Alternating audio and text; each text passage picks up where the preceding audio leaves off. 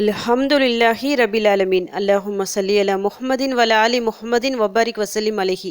அஸ்ஸலாமு அலைக்கும் வரஹ்மத்துல்லாஹி வபரகாத்துஹு. வெல்கம் டு வாய்ஸ் ஆஃப் ஈமான். எல்லாரும் எப்படி இருக்கீங்க? நல்லா இருக்கீங்களா? அல்ஹம்துலில்லாஹ்.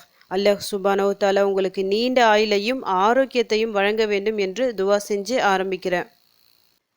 ஷஅபான் மாதத்தில் ஓதுறா மாதிரி ஒரு மிக சிறந்த துவாவை தான் இன்றைக்கி நான் சொல்ல போகிறேன். இனி வரும் நாட்களில் ஒவ்வொரு நாளும் இந்த துவாவை அவசியம் ஓதிக்கிங்க. பொதுவாக இந்த ஷஅபான் மாதத்தில் அந்தளவுக்கு யாரும் பெரிய துவாக்கள் எல்லாம் செய்வதில்லை. ரஜப் மாதம் புனித மாதம் சொல்லிட்டு அந்த மாதத்தில் கொஞ்சம் அதிகமாக கவனம் செலுத்துவாங்க. ரஜப்க்கு பிறகு ஷஅபானை விட்டுட்டு அதற்கு பிறகு ரமதான் சொல்லிட்டு அந்த மாதத்தில் அதிகமாக கவனம் செலுத்துவாங்க.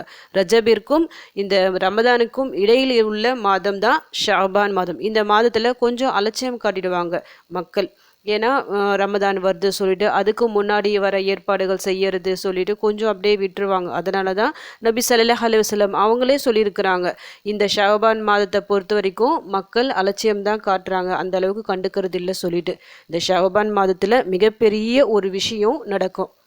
நம்முடைய அமல்கள் எல்லாம் அல்லாஹ்விடத்தில் உயர்த்தப்படும் ஒரு மாதம் தான் இந்த ஷஅபான் மாதம். ஒரு வருட அமல்கள் எல்லா அமல்களும் நாம் செஞ்சுருப்போம். அந்த ஒரு வருடம் அமல்கள் முழுக்க முழுக்க அந்த ஒரு மாதத்தில் தான், இந்த ஷஅபான் மாதத்தில் தான் உயர்த்தப்படும். அல்லாஹ் கணக்கு பார்ப்பான். அப்போ அப்படிப்பட்ட சிறப்பான ஒரு மாதத்தில் நாம் எப்படி இருக்கணும், நம்முடைய அமல்கள் உயர்த்தப்படும் ஒரு நிலையில் நம்முடைய நிலை எப்படி இருக்கணும் சொல்லிட்டு கொஞ்சம் சிந்திக்கணும். அதனால தான் நபி ஸல்லல்லாஹு அலைஹி வஸல்லம் அவர்கள் இந்த ஷஅபான் மாதத்தில் அதிகமாக நோன்பு வைக்கக்கூடியவர்களாக இருந்தார்கள். என்னுடைய அமல்கள் உயர்த்தப்படும் அந்த ஒரு நிலையில நான் நோன்பாளியாக இருக்க வேண்டும் அப்படின்னு ஆசைப்படுறேன் சொல்லிட்டு அவங்க அதிகமாக நோன்பு வச்சிருக்காங்க. அதுபோல நாமும் இந்த மாதத்துல அதிகமாக நோன்புகளை வைப்பது, குரான் எடுத்து ஓதுறது, துவாக்கள் செய்வது, தௌபா செய்வது சொல்லிட்டு அதிகமாக அமல்களில் ஈடுபட வேண்டும். அதுபோல் ரமதான் வரப்போகுது. இந்த ரமதானில் நம்ம நிறைய அமல்கள் செய்யணும், நிறைய துவாக்கள் ஓதணும், குரான் அதிகமாக முடிக்கணும், நல்லா நோன்பு வைக்கணும் சொல்லிட்டு நாமே தயார்படுத்தி வச்சுருப்போம். எல்லாம் செய்யணும் சொல்லிட்டு அந்த பரக்கத் ஃபுல்லாக நம்மளுக்கு வரணும், அல்லாஹுவின் அருள் ரஹ்மத் எல்லாம் நமக்கு கிடைக்கணும், நம்முடைய பாவங்கள் மன்னிக்கப்படணும் சொல்லிட்டு ஒரு சின்னதாக ஒரு உள்ளுக்குள்ளேயே ஒரு ப்ரிப்பரேஷன் பண்ணி வச்சுருப்போம். ஆனால் அது எந்த அளவுக்கு நாம் நடைமுறைப்படுத்துவோம் சொல்லிட்டு சொல்ல முடியாது. நாம் ஒரு செயல் நல்ல செயல் செய்வதாக இருந்தாலும் அல்லாஹ்வின் நாட்டம் அதில் தேவை. அல்லாஹ்வின் நாட்டம் இல்லைன்னா நம்மால அதை செய்யவே முடியாது. அதனால தான் விதி ஏற்கனவே எழுதப்பட்டு விடுது தானே சொல்றாங்க. சொர்க்கவாசி நரகவாசி எல்லாத்தையும் அல்லாஹ் முதல்ல எழுதி வச்சுட்டான். ஒரு மனிதன் சொர்க்கத்திற்கான, அதாவது சொர்க்கம் செல்லக்கூடிய ஒவ்வொரு நல்ல செயல்களாக செஞ்சுக்கிட்டே வருவான். பார்க்குறவங்க எல்லாம் சொல்லுவாங்க, இவன் சொர்க்கவாசி, கண்டிப்பாக இவங்களுக்கு சொர்க்கம் தான் கிடைக்கும் சொல்லிட்டு. ஆனால் கடைசியாக ஏதாவது ஒரு பாவத்தை செஞ்சுட்டு நரகத்தில் போய் நுழைஞ்சிருவாங்க. அதே போல தான் ஒரு மனிதன் ரொம்ப கெட்டவங்களா இருப்பாங்க. பார்க்குறவங்களாம் சொல்லுவாங்க, கண்டிப்பாக இவனுக்கு நரகம் தான், அந்த அளவுக்கு தீய விஷயங்கள் எல்லாம் செய்வாங்க. கடைசியில் மிகப்பெரிய ஒரு நல்ல செயலை ஒரு செஞ்சுட்டு சொர்க்கவாசியாக ஆயிடுவாங்க. இதுதான் அல்லாஹ்வின் நாட்டம். யார் சொர்க்கவாசி யார் நரகவாசி இதை நிர்ணயிப்பது அல்லாஹ் மட்டும்தான். இடையில நாம் இதில் என்ன செய்யணும்னா அதற்காக துவா செய்யணும்.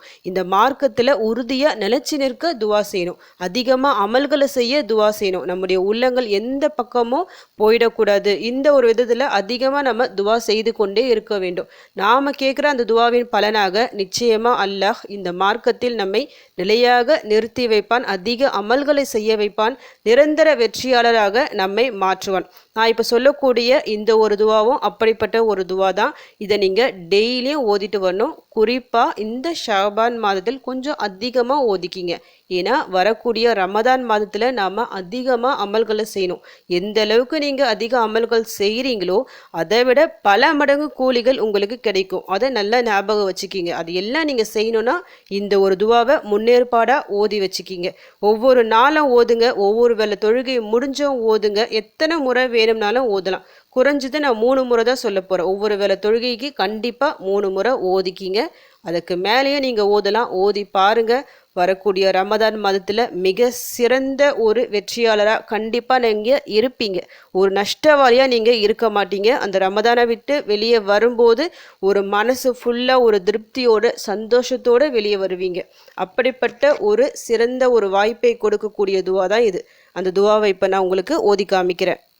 யா முகல்லிபல் குலூபி சப்பித் கல்பி அலா தீனிக்.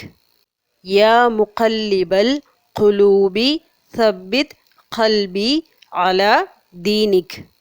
யா முகல்லிபல் குலூபி சப்பித் கல்பி அலா தீனிக். உள்ளங்களை புரட்டுபவனே, உன்னுடைய தீனின் மீது என் உள்ளத்தை உறுதிப்படுத்துவாயாக. பார்க்கறதுக்கு சின்னதாக இருக்கும், பொருள் அந்தளவுக்கு பெருசாக உங்களுக்கு இருக்கிற மாதிரி தெரியாது. ஆனால் கொஞ்சம் ஆழமாக உணர்ந்து பாருங்கள். ஏன்னா உள்ளங்களை புரட்டக்கூடியவன் அல்லாஹ் மட்டுமே. நம்முடைய உள்ளம் எப்போ எந்த பக்கம் திரும்பவும் சொல்லிட்டு நம்மால் கணிக்கவே முடியாது. ஒரு டைம் நல்லா இபாதத்தாக இருப்போம், அதே செகண்ட் ஏதாவது ஒரு சோதனையோ பிரச்சனைகளோ வந்தால் வழி தவற நிறைய வாய்ப்புகள் இருக்குது. அதை மாதிரி நிறைய பேர் வழி தவறையும் போயிருக்காங்க. இந்த மார்க்கத்தை விட்டே போயிருக்கிறாங்க. மார்க்கத்தில் இருந்தும் அதில் அந்த அளவுக்கு நாட்டம் இல்லாமையும் இருக்கிறாங்க. இதற்கு எல்லா காரணம் அந்த உள்ளம்தான். அல்லாஹ் தான் அந்த உள்ளங்களை புரட்டக்கூடியவன். அப்படிப்பட்ட அல்லாஹ் கிட்ட கையேந்தி இந்த துவாவை நீங்கள் கேளுங்க. கண்டிப்பாக உங்கள் உள்ளங்களை தீய பக்கம் புரட்ட மாட்டான். எப்பவுமே நல்வழியில் உங்களை செலுத்துவான். இந்த தீனின் பக்கம், இந்த மார்க்கத்தின் பக்கம் உறுதியாக நிலைத்து நிற்க செய்வான்.